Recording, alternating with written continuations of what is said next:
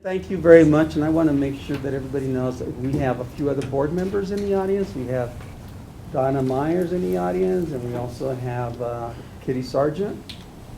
I don't see anybody else. And me, Richard Garcia. We're all board members. And are you ready, Brandy? We're good to go. So with that, I want to present our first candidate, Krish Mohip, and he will talk a little bit about himself, and then we're going to go around. And we need a timer. Does anybody want to be a timer for us today? Can you time us? And could you let us know about maybe 20 minutes into the questions how far he is, and so he can either slow down or rush it or whatever he needs to do.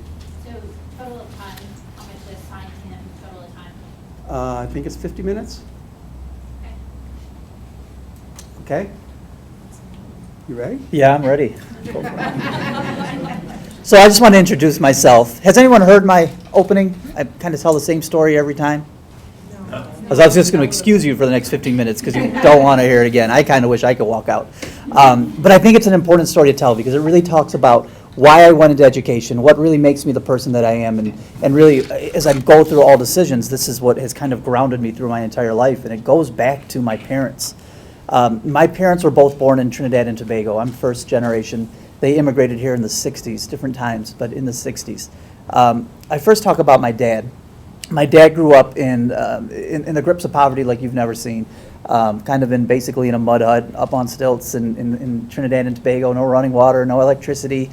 He didn't get his first pair of shoes until he was 12. He didn't actually brush his teeth with an actual toothbrush until he came to this country. And if you ever see my dad, if he smiles, he will slow traffic. And it's just, when you think about where he started to where he went, it's pretty incredible. And the reason he was able to do all of that was because of education. So my dad, growing up, he was always talented. He would probably be talented and gifted. He was a pretty smart individual. And that provided him opportunities. And so even though his parents never made it beyond third grade, he was elevated into some of the best schools in the country. He graduated the top of his class in the best high school in Trinidad. And, he just had an amazing opportunity ahead of him. However, he had no role models, so he didn't know what to do. So even though he had some really, really great training and great education and could have taken over the world, he went to work in the oil fields because that's what everyone in his village had done. So he worked there for about 5 years, and one day he was sick, he didn't go to work, and that was a day that there was an explosion in his sector, and everyone that he worked with, all his friends, they passed away that day.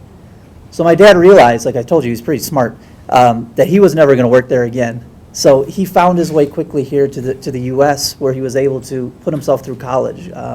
Going through the work-study program, it was easy to get into the country when you wanted to go to school. He found his way to Chicago. He went to University of Illinois at Chicago and got a bachelor's in biology. He went on and got a master's and finally got a terminal degree of a doctorate in biology and ended up teaching for 32 years in a city college in Chicago.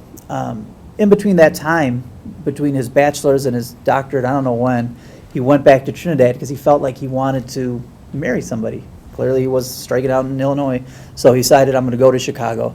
So he went back and, his family introduced him to my mom and her family.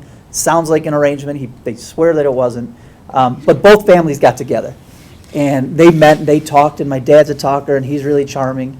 And my grandpa on my mom's side used to do this thing where he would always offer a drink to the man, and if he drank, he would kick him right out.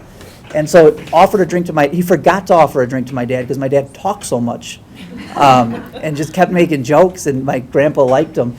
He forgot to give him a shot of scotch, so he didn't give it to him. My dad would have taken it, and I wouldn't be here. But essentially, it all worked out. So the next week, my dad called my mom. Phone calls in Trinidad weren't very common.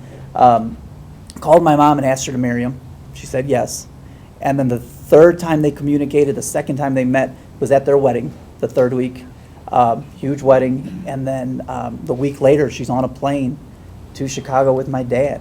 So, she brings him back to his one-bedroom apartment on the north side of Chicago in a dangerous neighborhood to her new home, which he shared with another couple. So I think about my mom.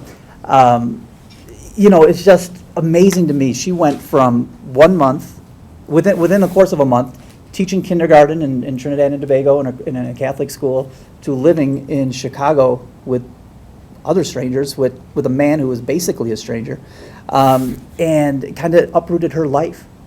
And so my mom has goals. My mom was still is a very driven person. And so she wanted to get back into teaching. So as she was going back, she found out, unfortunately, that her college degrees wouldn't transfer, her certificate wouldn't transfer, so she had to start all over again. My dad was anxious to start a family, 4 kids. I'm the baby, very much the baby of the family, and he wanted to have kids and she wanted to have a job, so they compromised and they did both. And so it took my mom a little bit longer, but she never gave up. So she took 10 years, but she was able to get back into teaching, and she taught another 25 years in the Chicago public schools. So I say that story for 2 reasons. One is because from my dad I realized that with education anything is possible, and it's the only guarantee in life for success. The reason I talk about my mom is because even with success there are challenges and you have to be persistent. And so that's what I learned from my 2 role models in life, was that you have to be educated, you have to be persistent. No matter what life throws at you, you have to find paths around the obstacles to get to your goal and to the success of where you want. So, I grew up with 2 really strong role models. I had my brothers, both of my brothers and my sister were extremely intelligent, National Honor Societies, AP classes, full rides to college, and I was just kind of bringing up the rear. I like to talk more than I like to work. I like sports and things like that more than anything. But I still did good in school. I got A's and B's. I think I got more. I think those A's were because I was a Mohip and they just expected me to be smart. So I usually got a pass. And then so me and my sister were really close. She was my best friend. Somebody that we did everything with. My 2 brothers were really close, and I was always that tag along little brother that just followed my sister everywhere. So 2 weeks before I started high school, my sister passed away. She had gotten sick, and in the course of 3 weeks, she was gone. And so it threw me into severe depression. And so for 2 years, I was really lost, and my grades were slipping. I played sports, and the only reason I passed any classes was because my coaches made me. Otherwise, I would have failed. I would come home every day and just cry into my sister's pillow, and so nobody could ever hear. And I never accepted counseling. I didn't want that. There was just a stigma attached with it. Like I didn't want to talk to anybody. I didn't want my parents to know. I didn't want anybody to know. And so it was a really hard couple of years, but I started bringing myself out of it, thank God. And I was getting ready to start planning my courses for the junior year. I knew I was smart, but I just hadn't been trying. I went to my counselor and told her, and she knew what happened to me in my life. And, she wasn't very supportive, but she just, she at least be the one person that could put me back on the right track. And so when I asked her if I can go into all honors classes so I could, do the things that my brothers and my sister did around AP classes and National Honor Society and, straighten my life up, she basically told me no. Well, she did tell me no. And she didn't stop there. She went on to tell me, she said, with any luck, I would be able to get a 2-year degree at the local community college, and I should probably thinking about doing something with my hands, some type of skill trade. There's nothing wrong with that, but it's not what I wanted to do. So I left my guidance counselor meeting, the first person I really even opened up to about any of this, pretty upset. I'm sure I had tears in my eyes. And as I'm leaving, I see Mr. Anderson, who was my sister's counselor, and he was in charge of the guidance department at the high school. And he called me into his office and he asked me what was wrong, and I told him. And he said, Krish, I've been waiting for you to start believing in yourself. And he said, I'm going to give you an opportunity. I'll give you all honors classes like you're requesting for a semester and see how you do. And so I did that, and I got straight A's. And for the next 2 years in high school, I was in all honors and AP classes. I was in straight A's. I was getting straight A's. And I was on my way. And I started finally thinking that maybe I'd go to college, because up until this point, I wasn't going to. So I hadn't decided on a college. My mom, she made me go to this scholarship competition. And she paid me $500 to go do it. which was great. I was dating a girl, figure that's a couple dates. Perfect, I'll take the $500, I'll go write an essay. So I'm there writing the essay, and the question basically was, what do you want to do with your life? Like, what degree do you want to go into, and this and that. So I talk about going into pre-med. My sister died from an autoimmune disease. I wanted to figure out why, and be the doctor to solve that. And so about a quarter way into the competition, I stopped writing, and I just reflected on how close I was to not sitting in that seat. I have a dad with a doctorate. I have a mother with 2 master's degrees, and my other siblings were doing phenomenal things, and I was this close to not going to college. And so then I started talking about what I just told you, and how important it is, even when you have the right role models in your life, if you don't have the right support in school, that you could struggle, you could fail, and how important it is to have relationships in the schools for children, because sometimes it's not enough to have a good home life and to have that structure. And talking about how to do education just a little bit different. So I ended up winning the presidential scholarship and agreeing to go into education, and that kind of launched me into that path. When it came time for me to pick a job, I wanted to work in the inner city. I took a job teaching kindergarten on the north side of the city at a school with extremely diverse, about 33 languages spoken. I had a ton of fun there.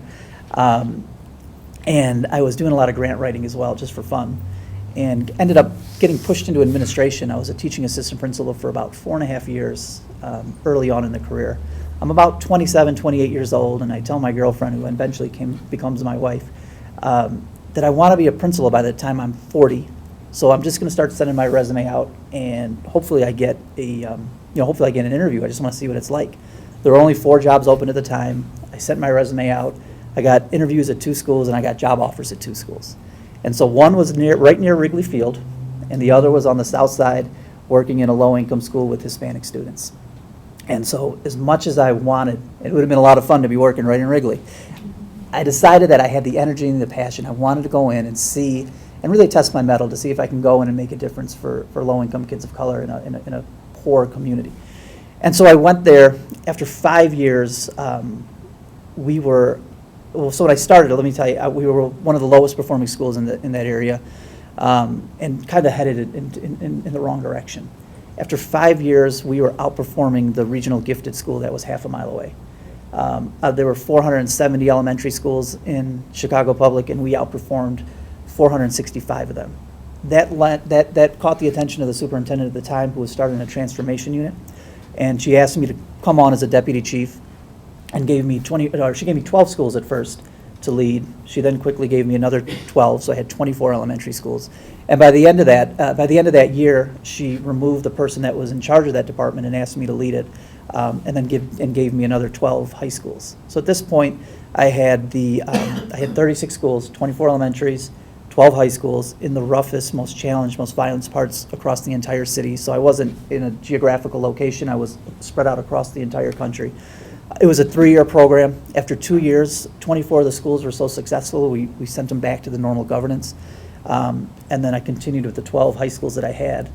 They were in the school improvement grant, so we kept them there. And then I continued doing that work. Not soon after, I got a call from the state of Ohio, who was doing their first state takeover, and they said they were interested in me coming in to bring my skills there. So I've been there now for 2 years. It's an interesting job. I'm the chief executive officer there.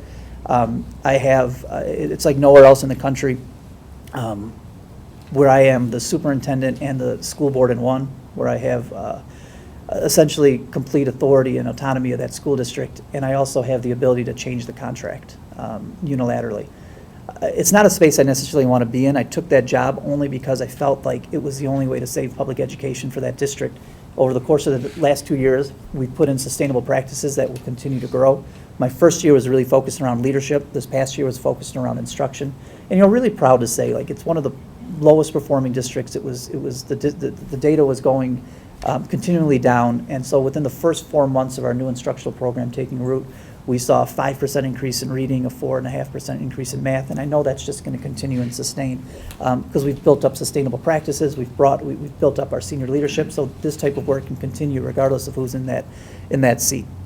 So that brings me to here, right? So I've done all my work in low-income schools, high SES, And now I'm sitting in one of the best school districts in the country, with, really not having issues that I've just described, and why I would want to actually be working in a district like this. And I say all the time, there's 3 reasons why I'm attracted to a school district like Boulder, and they're Noah, Bella, and Riley. Noah and Bella are my 7-year-old twins, and Riley is my 5-year-old. And so my entire life changed. I mean, all of you that have children understand that. My entire life changed when I had those kids. A little bit surprised with 2, but nonetheless surprised, and changed. And it just looked at education a little bit differently. And then saw that we spend so much time trying to support the bottom or the hardest, most challenged areas that oftentimes we forget about the top. And I don't think you have to choose one over the other, but you have to have attention on both. And I came to this realization after the twins were in kindergarten, and we sent them to kindergarten at reading at a 3rd grade level. The kids are extremely smart. Get it from my wife. And so they're reading at a 3rd grade level. I go to conferences, and they're talking all about socialization and adjusting to kindergarten. And I was like, well, I think we could talk about doing that for 2 weeks. I taught kindergarten, I know how long that takes, but this conversation was happening 2 and 3 months in. And then I go to the next conference, and we're still not talking about their academic growth. And then the 3rd conference, I finally said something. I said, listen, I brought you children at a 3rd grade level, and at no point have you told me how we're getting them to the 4th grade level. And then when I got to the 1st grade, it was the same conversation. Well, now my kids are reading at a 5th grade level, and we're not talking about how we're getting them to the 6th, how we're achieving and moving that growth.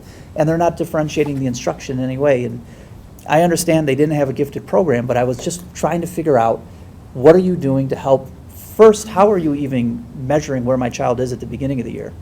And how are you progress monitoring growth to see that they're growing, so that the teaching that you're doing is having the expected impact? And then at the end of the year, are we surprised at where my child is? And so I thought about that, and just thinking about education in general, and realizing, even when I was doing the work of a principal in Chicago, how much harder the work got as the kids got more intelligent. So, I took over a school, we were in the mid-50 percentiles of students meeting the proficiency. By the time I was done, we were in the 80s. And to move that child from 82 to 85 is so much harder than moving a child from 55 to 60. And really, it really came down to having a really defined metric of what instruction looks like, providing the professional development for teachers so that they could be successful in their teaching, making sure you have that comprehensive assessment system, and not assessment in a bad way, but assessment that's giving teachers the information that they need so they can start making decisions on a daily basis on what's best for that child. And then having an accountability system. And again, not accountability with a capital A, but accountability just saying, is what we're doing working? And so I realized how to do that as a principal, even with my top-end students. I got kind of moved into this low-income role and working in some of the most struggling areas, all the while realizing that that type of system could still come into an affluent system and really make some impacts for children. Because I'm a product of that. I grew up on the North Shore, and I went to some of the best schools in Illinois. My kids are in the North Shore and going to some of the best schools in Illinois. And I'm seeing across the board in a lot of the districts, I don't see the urgency around student growth. Well, it's great that we're all at grade level, but are we diagnosing our children to make sure that they're growing a year's worth of education every single year that they're in school? And if they are, how do we accelerate that so it could be even more? Because the kids here in Boulder have most of our kids here in Boulder have so many opportunities, and so much extra that we should be seeing accelerated growth even further. So again, that's why I'm here. That's why I even have the audacity to sit in this seat, even after the experiences I haven't necessarily been around a district like Boulder. So you can start with the first question if you want to introduce yourself. Okay, great. My name is Karen Cruz, and I work with the Boulder Chamber. How have you balanced, or would you balance, academic program offerings against current budgetary constraints? Please be specific. Yeah, so I think when it comes down to the budget, it really goes, it starts, you got to take it all the way back to your strategic planning. And so the first thing I would do is I would essentially just get a pulse of where we are in Boulder and what is it that we want. the first thing I want to know is, we want to be able to build like a profile of a quality student. What do we expect a child in Boulder to be able to know, understand, and do? What do we expect our children to aspire to? Once I have that, I would work with the community to build a strategic plan. And you build that strategic plan, like, so right now what I did in Youngstown, I have, five goals. The first two are around instruction, the third is community involvement, the fourth is a world-class workforce, and the fifth are operations. And then I take that and I break that down. So every goal has 4 or 5 objectives, and every objective has 4 or 5 action steps, and all those action steps roll up into some type of metric that I can measure tangibly. And so, but the first iteration of my strategic plan was maybe a 7-page document. And after going into depth and really defining what it is that I want to do in each of those areas, not I, but what the community wants us to do in each of those areas, it's about an 86-page document right now.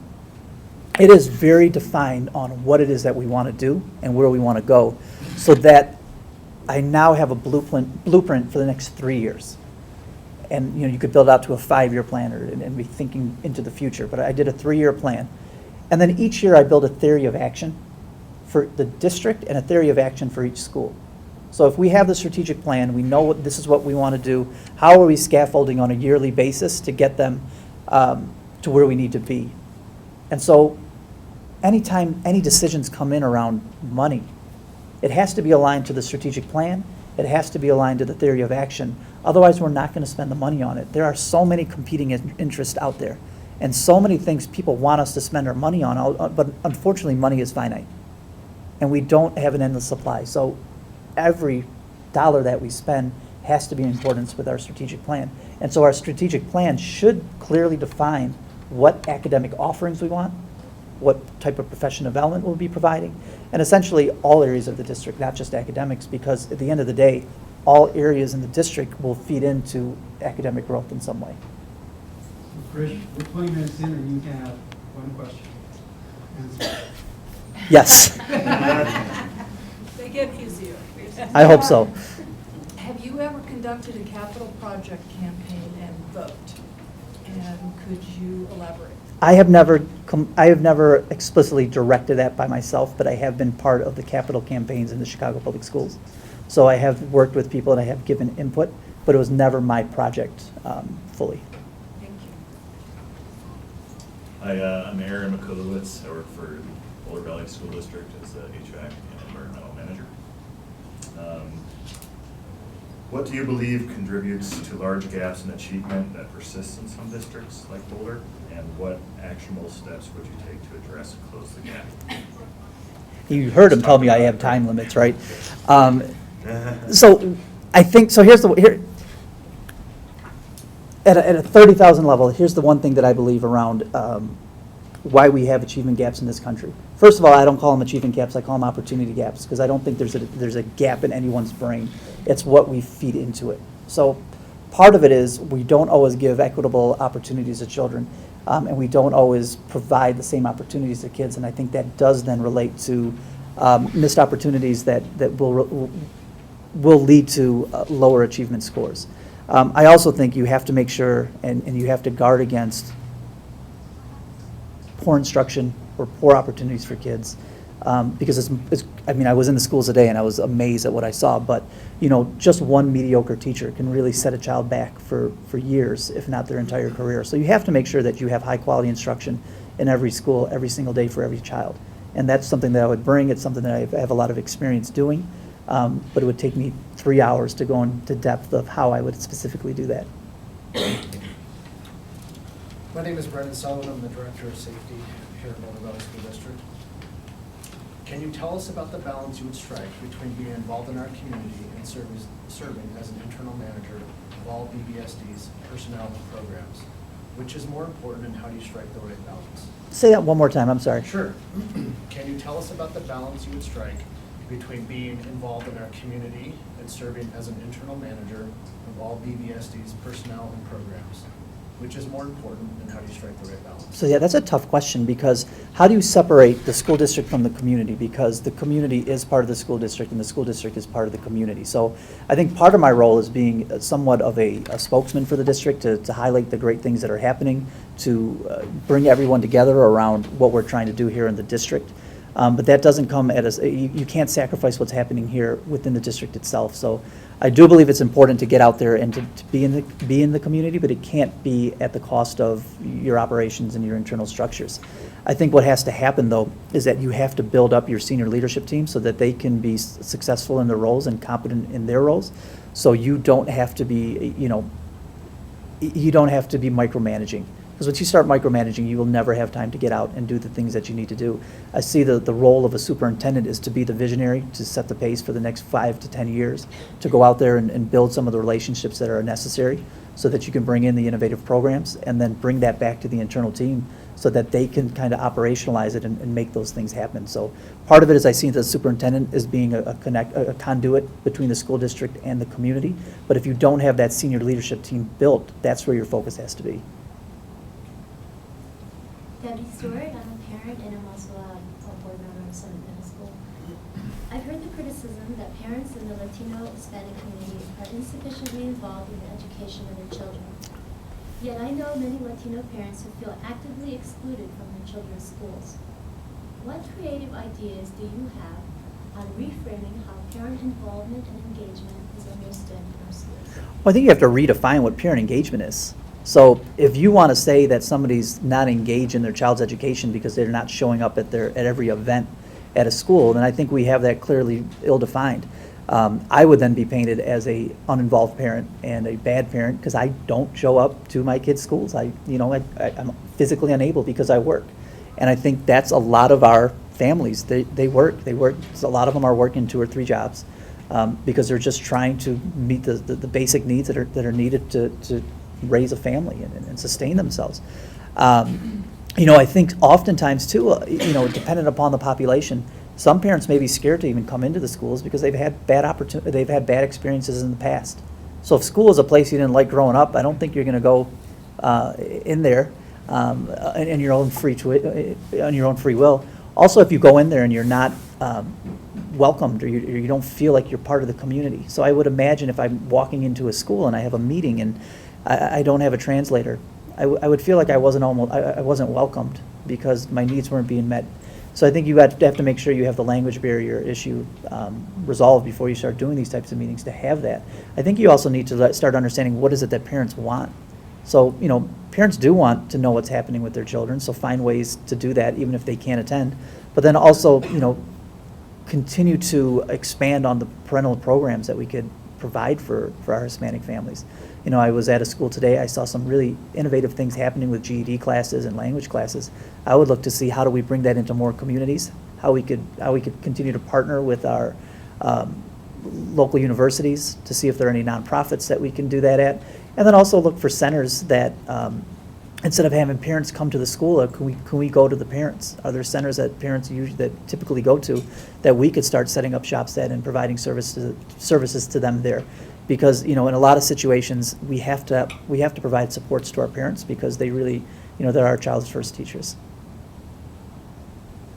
I'm Sunny Zinn. I'm actually a product of Boulder Valley Schools. My daughters are products of Boulder Valley Schools. I was a teacher and principal for a long time in Boulder Valley, and then I went to work in Denver to design and open a school for immigrants and refugees, which was a really different experience. Yeah. In Boulder. And my question is, do you have experience influencing education funding at district, state, or federal levels?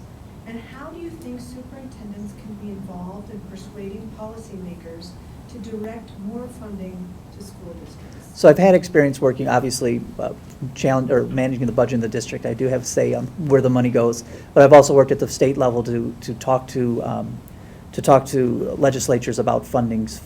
Right now I'm on a task force by the Attorney General in Ohio for, there's a serious drug epidemic in Ohio right now with the opioid crisis. So, I'm part of a joint task force commission to figure out how do we help bring more education to our students in the schools. And part of that conversation is where do we find the money for that? Because we cannot continue to just to place unfunded mandates on school districts, because again, we only have a finite amount of money. If this is something that's important, it's a social issue, then the government needs to then help us in that area. You know, what I've been able to do at the state level is get legislators to understand and lawmakers to understand what's actually happening in the schools and why an unfunded mandate won't work. Show them all the work that we are doing currently, and what is it, you know, what additionally do we need, and what can the extra supports provide? Because at the end of the day, I think everyone has to go back and make justifications for the dollars that they spend. And so if they're putting money into the opioid crisis in Ohio in the schools, they have to pull that money from somewhere else.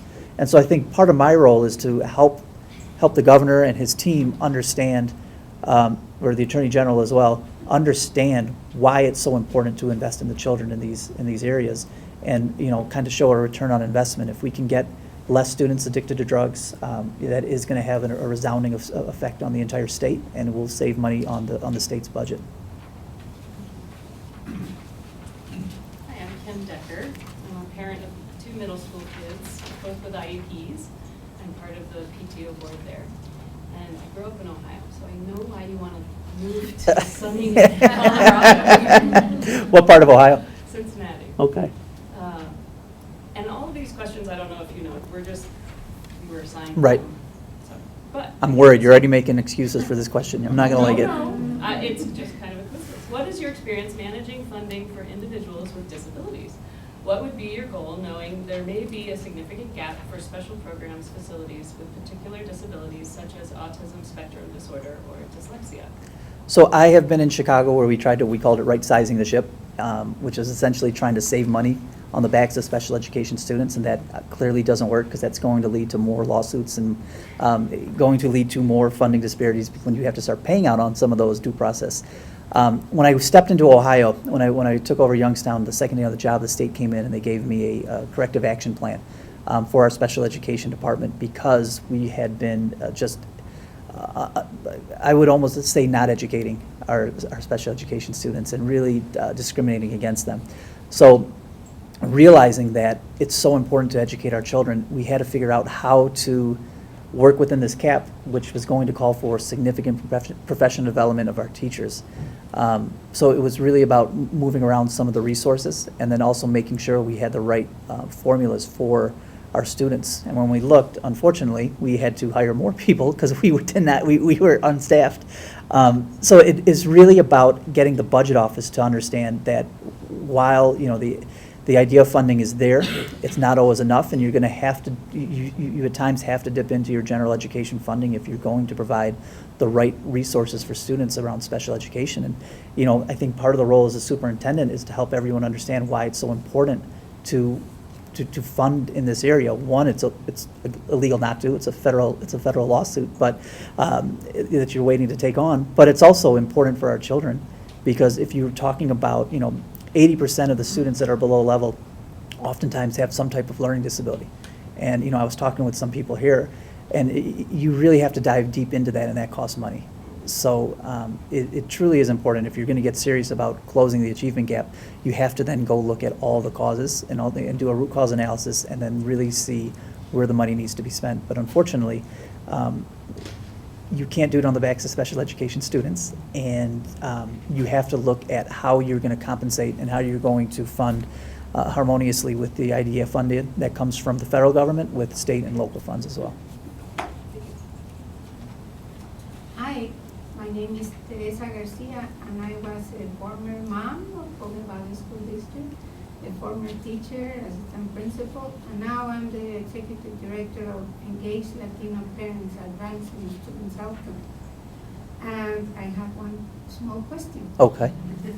Of which of your accomplishments, of everything you talked about today, in your educational setting, are you most proud, and why?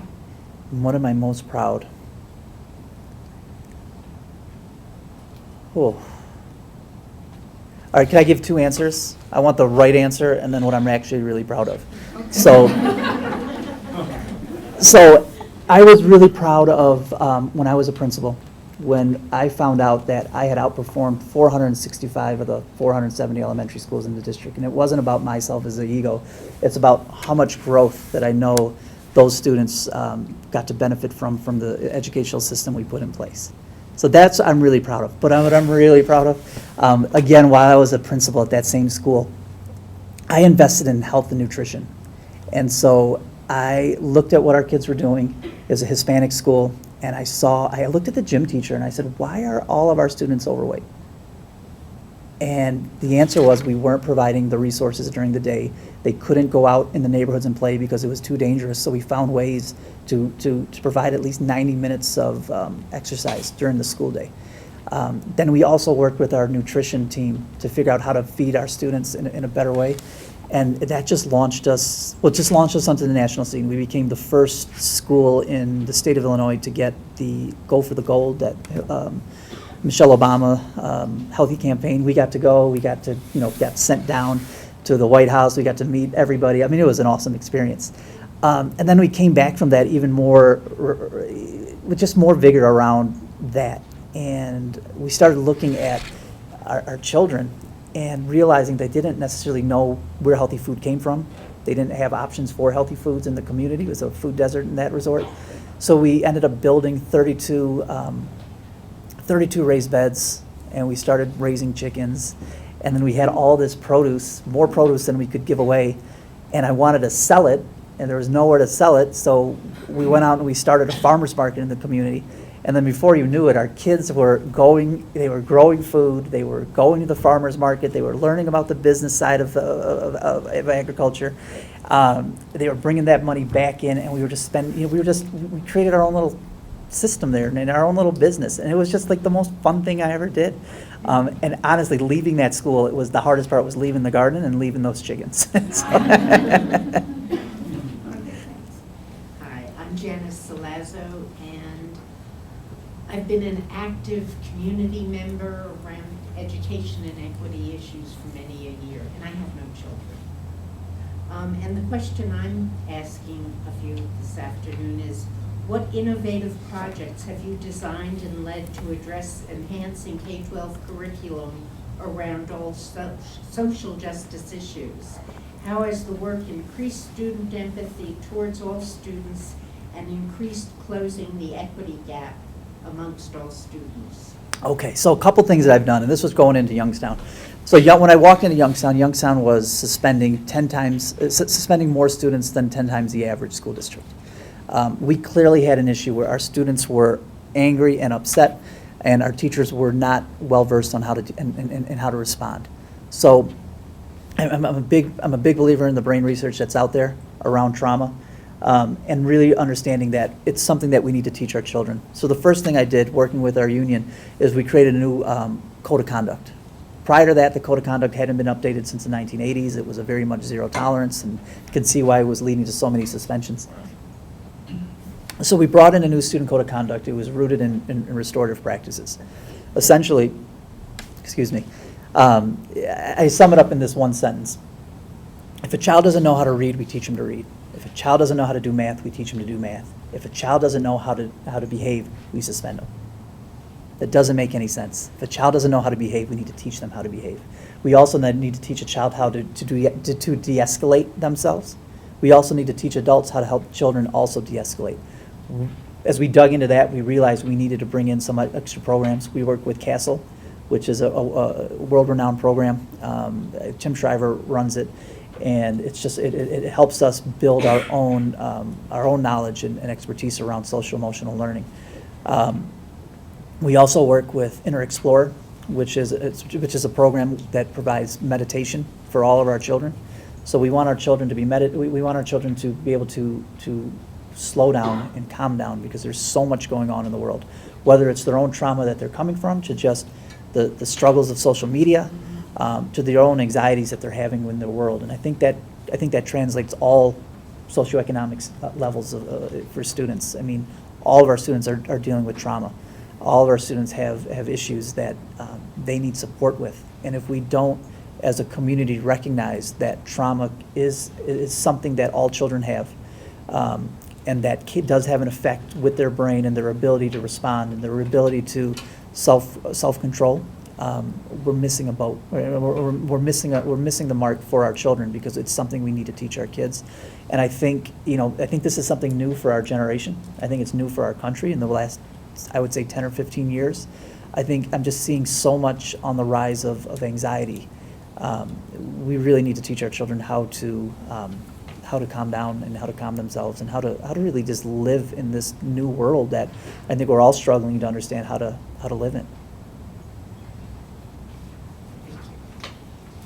Hi, I'm Allison Billings. I am the new Executive Director of Impact on Education, following Fran, and it is the foundation for the Boulder Valley School District.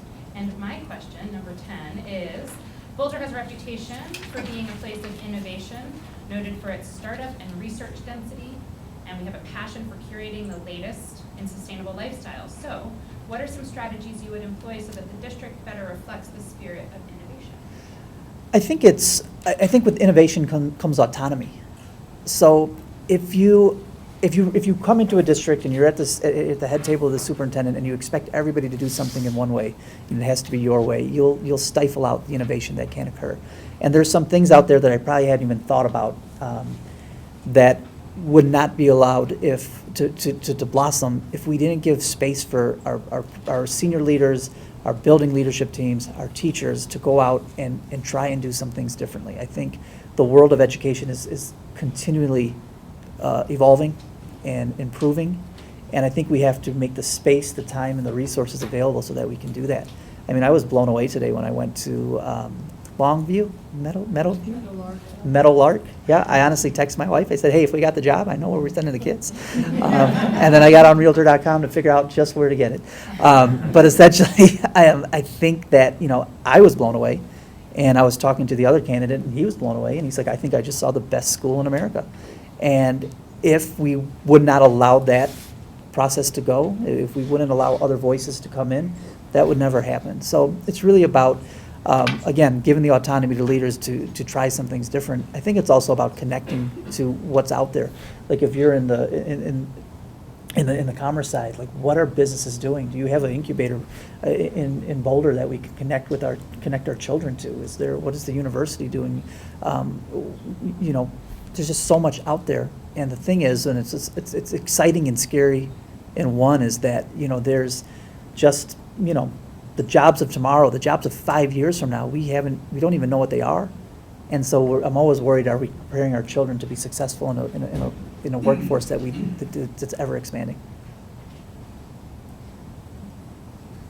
Hi, I'm Xiomara Valladares. I'm a researcher at the School of Education, CU Boulder. I'm also a parent of two, a middle schooler and a fifth grader. My question for you is, as the new superintendent of BVSD, how will you model and promote equity and excellence throughout the district? I think the first thing we have to do is have an honest conversation around what equity is. And so when there's a difference. I think sometimes people use equity and equality in the same way, and there's a stark difference between the two. And I think we have to have, those are going to be bold and courageous conversations, because as a community we have to understand that there are differences that children have, and we have to provide for that. Our role in education is to provide an appropriate education to a child, and sometimes giving equal funding or equal resources or equal allocations isn't appropriate. And we have to be able to provide our children what we need while not sacrificing anyone in the district while doing so, which is a tightrope to balance. But I think in a community like Boulder, I think we can come together around a way forward and solve that. Hi, I'm Doris Flax. I'm a comparatively new resident in Boulder. Served there about 15 years on school board on Long Island, New York, as well as about 8 years in Arizona, local school board. If you can speak into the mic. Oh, I'm sorry. I'm sorry. And I'm a member of the League of Women Voters of Boulder County's school committee, as well as the community member of the school accountability committee for the Montessori, the public Montessori school here in Boulder County. Okay. And, sorry. And the question is how have you addressed implicit bias in yourself and in the organizations you have led? So I have taken, in every organization I've led, whether it be a principal, chief of schools in Youngstown, I've taken our staffs through equity trap trainings.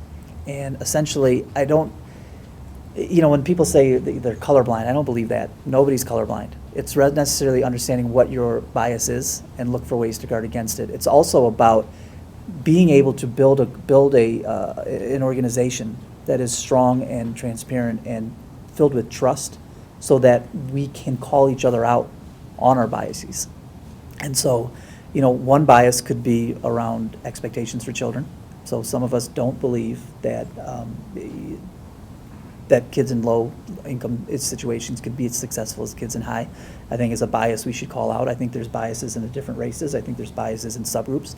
And when we hear people say things, that you have to be able to be courageous enough to disagree publicly and start having meaningful conversations around what those implicit biases are. I'm able to do that with myself through a lot of the trainings, but I also rely on other people, and as I'm building my senior leadership team, to call me out if I ever do say something that is prejudiced or biased.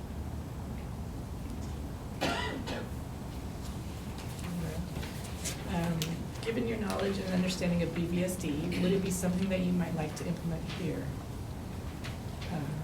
Please explain why. If no, what might it take in order to do so? What are we talking about? I have no idea. Well, let me just pick something I want to Yeah, implement. good. I like this question. No. Okay. Or I could do the next one. Yeah. All right. Unless you want. 2 minutes.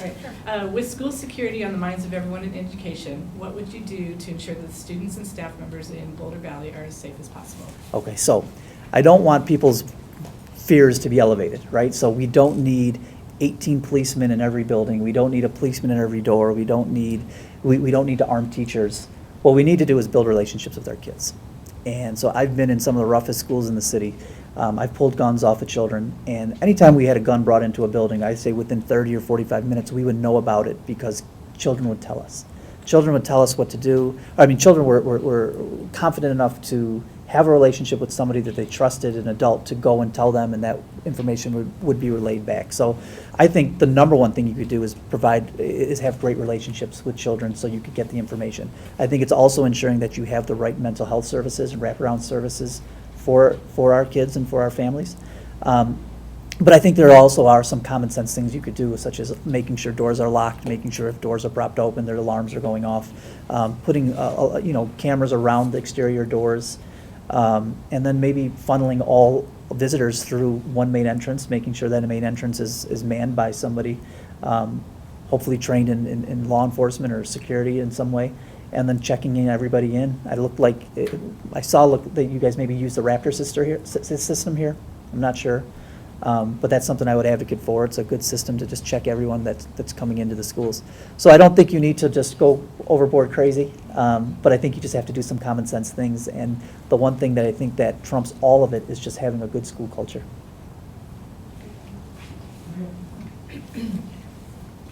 Please tell us what you know about the actual practice, not policy, in BVSD of supporting students identified as talented and gifted. Has BVSD done enough to satisfy its requirements under Colorado's Exceptional Children's Education Act?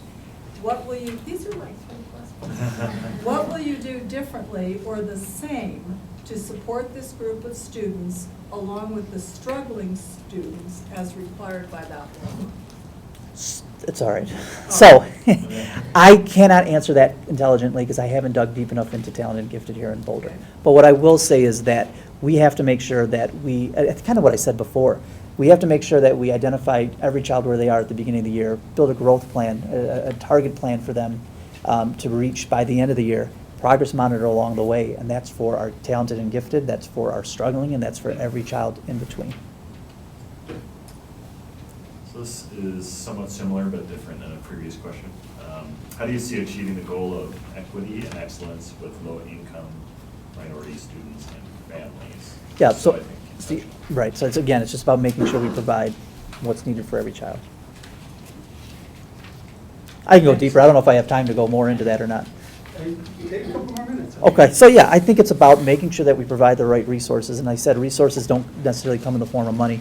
I'm a strong believer that money doesn't solve any type of equity or any, I'm sorry, not equity, or any type of achievement gap. I've worked in the school improvement grant where I've seen schools squander millions of dollars and not see anything come from it. It's about making sure that the money that you're using is being used wisely and it's having an impact. You know, we're not in the business world, but I think sort of like return on an investment, and you don't know what that return is unless you're checking on it to make sure that it's appropriate. I think that allocations could be in time, allocations could be in human capital. Look, one of the things I would like to do is really go in and look at time distributions. So if we have children that are struggling in reading, then we need to provide them additional time for reading or reshape the day so that they have more time to do that. So that's something that doesn't cost any money. If we have some mandate in the district, and I don't know if we do, where everybody has a 90-minute reading block, but these kids need 120, well then let's give them 120 because they need more time to engage and to work with in literacy. So those are some ways that you can kind of work through that achievement gap while not necessarily having to spend more dollars or resources there. Thank you very much. If you could now fill in your impression forms.